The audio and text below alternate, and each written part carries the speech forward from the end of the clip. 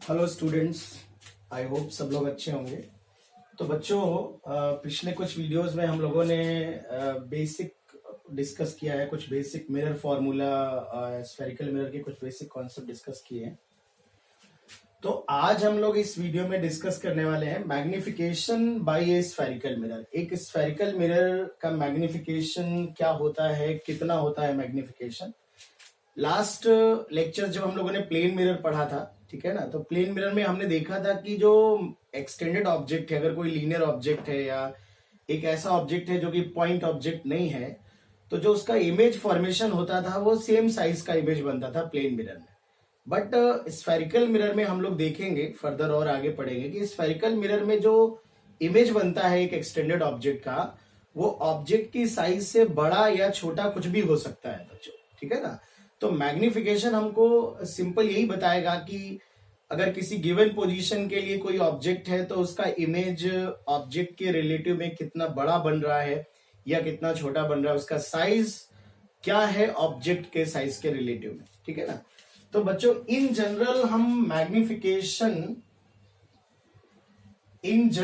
हम मैग्निफिकेशन को और डिफाइन करें तो ये रेशियो की तरह डिफाइन होता है। It is a ratio of size of image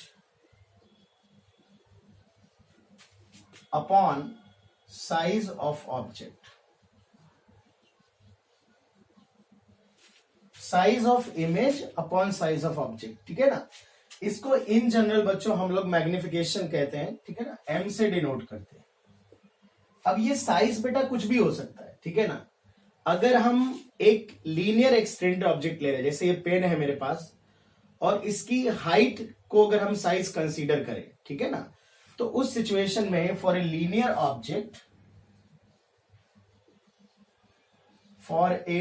object जो हम मैग्निफिकेशन डिफाइन करते हैं, दैट इज लेंथ या height of image upon height of object, ठीक है ना। ये इसे लेंथ भी कह सकते हैं, जब हम देखेंगे कभी कभी लेंथ बोलेंगे, कभी कभी हाइट बोलेंगे, ठीक है ना।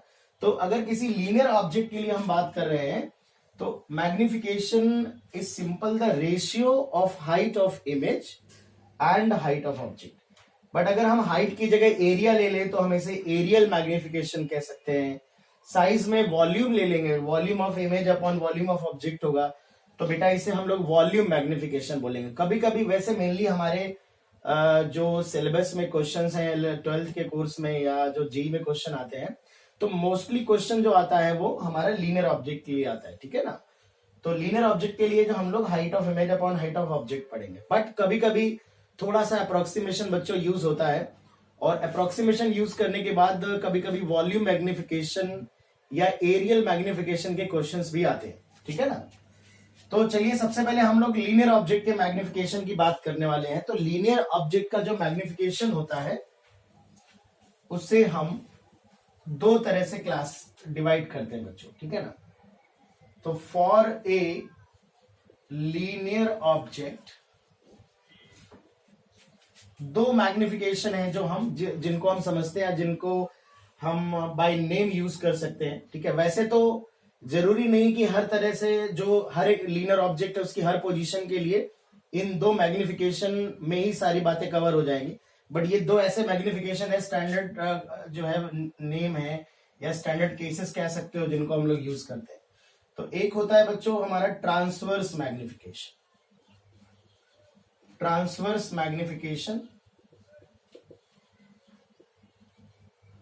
और दूसरा होता है लॉन्गिट्यूडिनल मैग्निफिकेशन।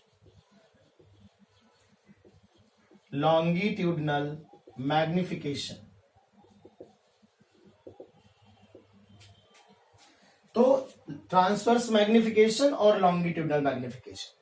ट्रांसवर्स मैग्निफिकेशन बच्चों हम लोग तब पढ़ते हैं जब कोई लीनियर ऑब्जेक्ट ऑप्टिकल एक्सिस के परपेंडिकुलर रखा हो। अगर ऑप्टिकल एक्सिस के परपेंडिकुलर रखा हो, इस तरह से रखा होगा, ठीक है ना। ट्रांसवर्स का मतलब ही होता है परपेंडिकुलर। तो अगर कोई ऑब्जेक्ट बच्चों ऑप्टिकल एक्सिस के प्रिंसिपल एक्सिस के परपेंडिकुलर रखा है, अगर ये प्रिंसिपल एक्सिस है, तो अगर प्रिंसिपल एक्सिस ये एक लाइन है सपोज, तो ऑब्जेक्ट अगर ऐसे रखा है परपेंडिकुलर का मतलब ये नहीं कि हमेशा ऐसा ही रखा हुआ है, ठीक है ना। ये तो बोर्ड में एक पर्टिकुलर प्लेन है बेटा, तो एक प्लेन में हमेशा ऐसा नजर आता है, ये ऐसे भी हो सकता है, ऐसे भी हो सकता है, ठीक है ना, इस तरह से कैसे भी हो सकता है, बट परपेंडिकुलर होना चाहिए।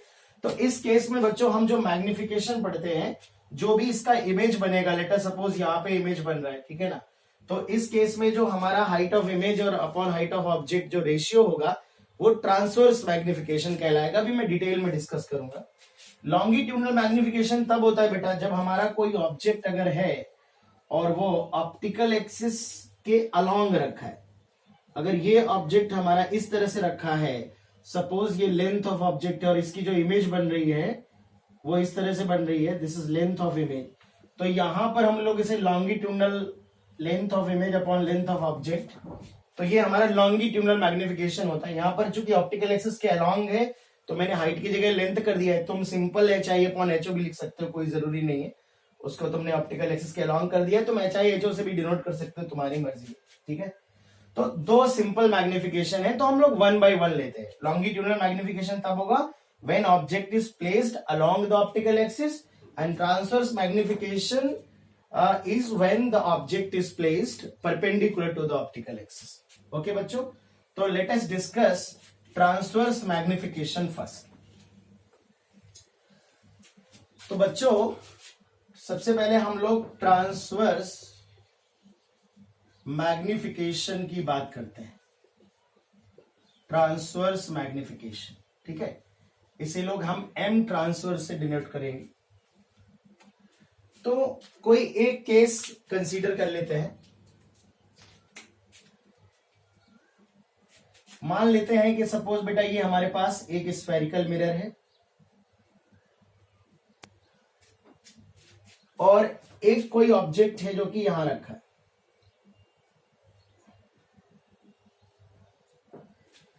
अच्छा, ये बेटा कोई एक्सटेंडेड ऑब्जेक्ट हो सकता है, कोई लीनियर ऑब्जेक्ट जिसकी ये हाइट है लाइक दिस पेन, ठीक है, दिस मार्कर, या पॉइंट ऑब्जेक्ट के केस में भी हम कह सकते हैं। अगर ये पॉइंट ऑब्जेक्ट है और ये ऑप्टिकल एक्सिस पे ना होके अगर ये पॉइंट ऑब्जेक्ट यहां है, तो फिर ये perpendicular distance from the optical axis will be known as the height of point object from the principal axis, ठीक है।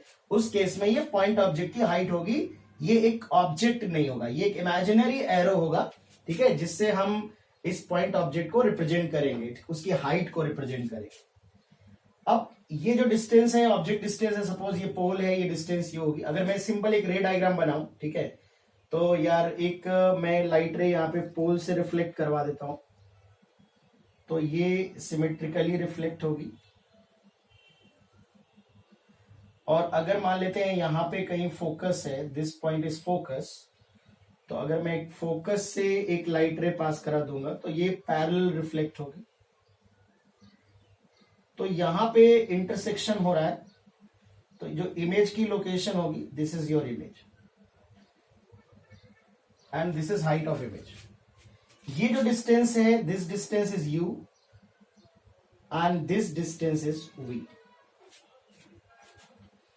तो यहां पे अगर हम एक सिंपल ट्राइंगल देखें, एक ये ट्राइंगल है, बड़ा वाला triangle, this angle is theta, then this angle is also theta. तो हम लोग को कैलकुलेट करना है बच्चों transverse magnification, that is h i upon h, ठीक है ना, h i upon h o calculate करना है। तो यहां पे बच्चों हम लोग अगर इन दोनों ट्राइंगल में tan थीटा लगाएं, तो अगर आप देखोगे tan थीटा की वैल्यू मैं अप्लाई करूं तो tan theta is equal to h i upon this distance is v, और इस ट्राइंगल में जो tan थीटा आएगा this is h o upon, तो h i upon h o is equal to v by u. अगर मैं इनको simple distances के टर्म में लिख रहा हूं तो ये h i upon h o equal to v by u आएगा। बट हम लोग जो मैग्निफिकेशन कैलकुलेट करते हैं उस मैग्निफिकेशन में हम जनरलाइज वे में अगर फॉर्मूला बनाना चाहते हैं, न सिर्फ इमेज का साइज, ऑब्जेक्ट के रिलेटिव में उसका ओरिएंटेशन कैसा आता है, तो हम थोड़ा सा साइन कन्वेंशन को भी ध्यान में रख के जो फाइनल फॉर्मूला यूज करते हैं। जैसे अगर मैं यहां पर साइन कन्वेंशन की बात करूं तो हम लोग देख चुके हैं रे के अकॉर्डिंग, रे इधर से आ रही है तो ये पॉजिटिव, ये नेगेटिव है, ठीक है, रे के अलोंग और रे के अपोजिट नेगेटिव है। इस डायरेक्शन में अगर हाइट के साइन कन्वेंशन की बात करें तो ये पॉजिटिव लेते हैं बच्चों, ये नेगेटिव लेते हैं।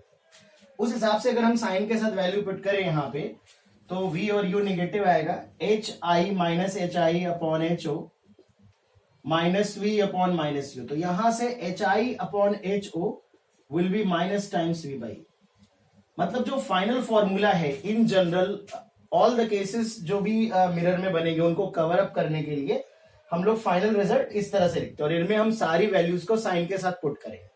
जो चीज कैलकुलेट करनी है उसकी चिंता नहीं करेंगे, वो अपने आप साइन के साथ आ जाएगी, बट जो पुट करना है हमको v की वैल्यू u की वैल्यू वो साइन के साथ पुट करेंगे, ठीक है ना। तो अब जैसे मान लो कोई वैल्यू आती है, इसको अप्लाई कैसे करते हैं वो देख लेते हैं। अप्लाई कैसे करते हैं, अब सपोज हमने मैग्निफिकेशन बेटा दो चीजें बताता है। एक तो ये बताता है कि जो इमेज का साइज है वो ऑब्जेक्ट के रिस्पेक्ट में कितना बड़ा या कितना छोटा है, और एक ओरिएंटेशन भी बताता है। तो दो बातें समझ लो। अगर m की वैल्यू पॉजिटिव है, ठीक है ना, तो इसका मतलब है इरेक्ट इमेज बनेगा, सीधा इमेज बनेगा। और अगर m की वैल्यू बच्चों निगेटिव है तो इसका मतलब होगा इन्वर्टेड इमेज बनेगा, मतलब ऑप्टिकल एक्सिस के ऑपोजिट साइड बनेगा। अगर m का मैग्नीट्यूड 1 से बड़ा है तो बच्चों मैग्निफाइड इमेज बनेगा, इसे हम लोग मैग्निफाइड इमेज कहते हैं। मतलब एच आई की वैल्यू एच ओ से बड़ी होगी, जो हाइट होगी वो ज्यादा होगी, ठीक है ना। अगर m का मैग्नीट्यूड 1 से बड़ा है बेटा तो जो इमेज की हाइट होगी वो ऑब्जेक्ट की हाइट के रिस्पेक्ट में ज्यादा होगी। इस तरह के इमेज को मैग्निफाइड इमेज कहते हैं। और m का अगर मॉड 1 से छोटा है बच्चों तो इस तरह के इमेज को हम लोग डिमिनिश्ड इमेज कहेंगे। डिमिनिश्ड इमेज कहेंगे मतलब height of image is less than height of object. तो लेट अस सपोज बेटा एक केस है, यहाँ पे ऑब्जेक्ट खड़ा है और इस ऑब्जेक्ट की हाइट h है और मान लेते हैं मैग्निफिकेशन की वैल्यू -1/3 आती है। तो माइनस साइन क्या रिप्रेजेंट करेगा, उल्टा इन्वर्टेड इमेज बनेगा, ठीक है। तो इसका जस्ट अपोजिट बनेगा। लेट अस सपोज यहाँ पे इमेज बन रहा है तो इस तरह से बनेगा। और 1/3 का मतलब है कि जो height of image upon height of object है इट इज -1/3। तो जो इमेज की हाइट होगी it will be 1/3 times the height of object. तो 1/3 बनेगा और इन्वर्टेड बनेगा। तो साइन आपका ये बताएगा इरेक्ट है या इन्वर्टेड है, और वैल्यू बताएगी कि उसका साइज क्या होगा। लेट अस सपोज एक और केस ले लेते हैं बच्चों। यहाँ पे मान लेते हैं मैग्निफिकेशन की वैल्यू +2 आती है और यहाँ पर ऑब्जेक्ट है जिसका हाइट h है और यहाँ पे सपोज इमेज बन रहा है। वो कैलकुलेट करके पता चलेगा इमेज की पोजीशन क्या है। तो पॉजिटिव का मतलब सीधा बनेगा, मतलब जो ओरिएंटेशन प्रिंसिपल एक्सिस से जिस डायरेक्शन में ऑब्जेक्ट है सेम ओरिएंटेशन जो होगा वो इमेज का होगा। तो ऊपर की तरफ है तो ये ऊपर की तरफ बनेगा, बट जो हाइट होगी वो 2h होगी क्योंकि h i will be 2 times h o, ठीक है ना। हाइट ऑफ ऑब्जेक्ट का डबल होगा। तो ध्यान रखना यार, प्लस और माइनस ओरिएंटेशन ऑफ इमेज बताएगा और उसका जो मैग्नीट्यूड होगा वो ये बताएगा कि उसका जो साइज है वो इमेज का साइज ऑब्जेक्ट के रिस्पेक्ट में कितना है, ठीक है। एक दो एग्जांपल ले लेते हैं।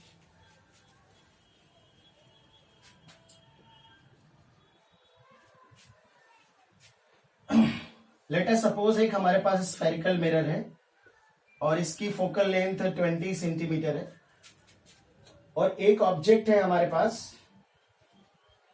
जो कि 25 सेंटीमीटर डिस्टेंस पे है एंड 1 सेंटीमीटर हाइट। तो इसको करो बच्चों, कैलकुलेट करो। 1 मिनट में मैं ब्रेक लेता हूं।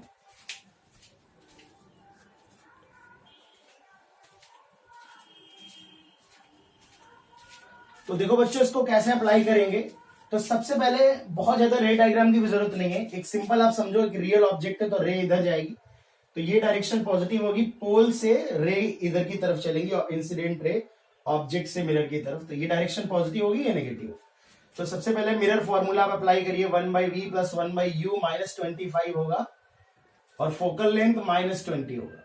तो यहां से 1/v होगा -1/20 + 1/25 it is 100 -5 + 4 so v is equal to -100। v की वैल्यू जो आ रही है -100 आ रही है। अब यहां पर ऑब्जेक्ट हमारा ऑप्टिकल एक्सिस के परपेंडिकुलर है तो we will apply transverse magnification. तो ट्रांसवर्स मैग्निफिकेशन क्या होता है, h i upon h o it is minus times v by u, तो minus it is minus 100 upon minus 25, it is minus 4। तो सबसे पहले तो माइनस 100 का मतलब इधर ही बनेगा, ठीक है ना। सपोज यहां पे बनेगा, ये 25 है, लेट अस सपोज ये 100 है यहाँ पे, ठीक है। और 4 गुना बड़ा बनेगा, it is 4 times the height of object and it is inverted because of negative sign, है ना। तो अगर ये h हाइट है 1 सेंटीमीटर है, तो 4 गुना बड़ा बनेगा नीचे की तरफ 4 centimetre. This is your image. रे डायग्राम की भी जरूरत नहीं है, ठीक है, हम लोग रे डायग्राम से भी बना सकते हैं। तो हम इमेज के बारे में अगर पूरी जानकारी लिखना चाहें तो इमेज कैसा होगा, रियल होगा, इस तरफ बन रहा है, लाइट रे रियल में रिफ्लेक्ट होकर यहाँ पे मिलेगी। अगर इस तरफ आता तो डेफिनेटली वर्चुअल होता। तो रियल है बच्चों, उल्टा बन रहा है, इन्वर्टेड है, इन्वर्टेड ये नेगेटिव साइन से पता चल जाएगा, एंड मैग्निफाइड है। रियल, इन्वर्टेड एंड मैग्निफाइड बच्चों, ठीक है ना। तो इस तरह का इमेज बेटा बनेगा। एक और एग्जांपल देखते हैं।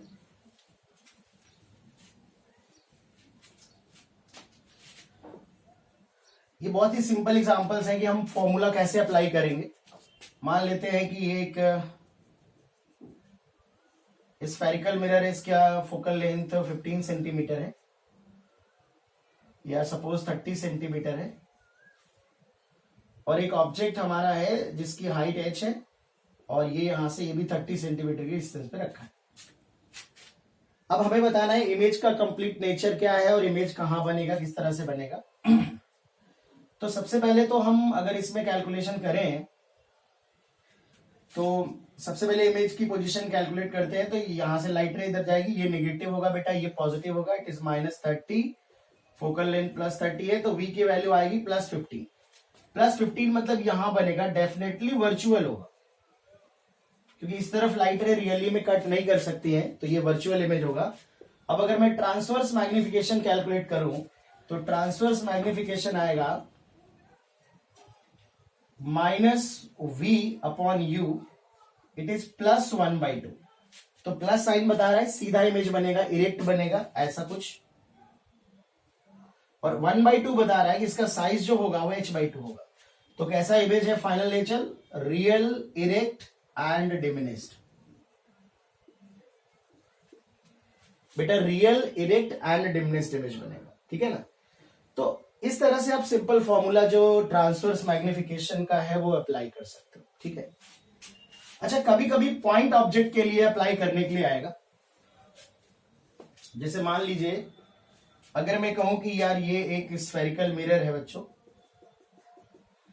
और जिस प्लेन में हमारा ऑब्जेक्ट और ये सब रखा है, ये एक्स एक्सिस मान लेते हैं, ये y axis, this point is 0,0, और एक पॉइंट ऑब्जेक्ट रखा है जिसके कोऑर्डिनेट्स -60,2 है इन सेंटीमीटर, और इसकी जो फोकल लेंथ है इट इज 40 सेंटीमीटर, ठीक है। ये फोकल लेंथ आपको दी गई, और हमसे कहा जाता है find the coordinates of the image.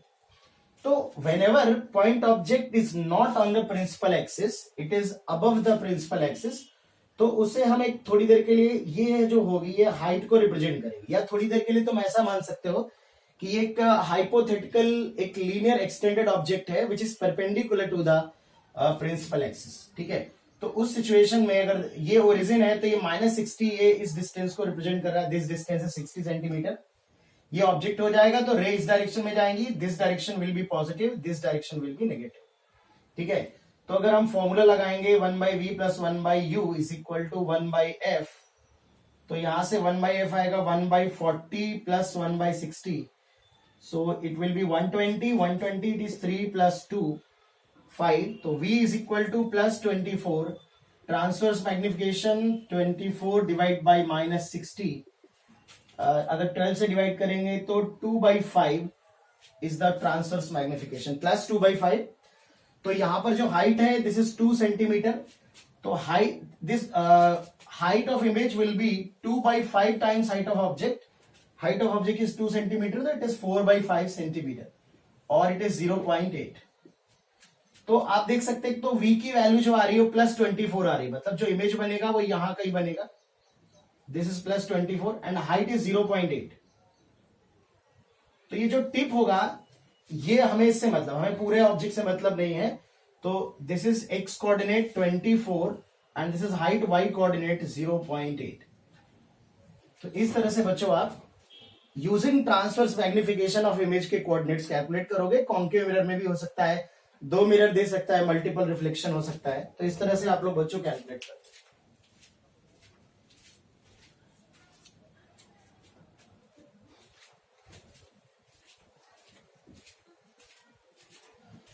तो इस पे और भी वेरिएशन बन सकते हैं, कभी कभी खुद कुछ मैकेनिक्स के क्वेश्चंस भी बनवा देता है। जैसे कि अगर यहां पे मैं एक और अच्छा सा क्वेश्चन करूं जल्दी से, सपोज ये फोकल लेंथ हमको 20 सेंटीमीटर दी गई है और एक ऑब्जेक्ट है यहाँ पे, ये मेन पोजीशन है और ये सिंपल हार्मोनिक मोशन कर रहा है और इसकी जो इक्वेशन है वो सपोज 2 साइन ओमेगा टी है, y is equal to 2 sine omega t. Object का जो एसएचएम हो रहा ये एक्स एक्सिस है। ये डिस्टेंस अगर 60 सेंटीमीटर है तो सबसे पहले अगर आप v कैलकुलेट करोगे तो 30 सेंटीमीटर आएगा, ठीक है।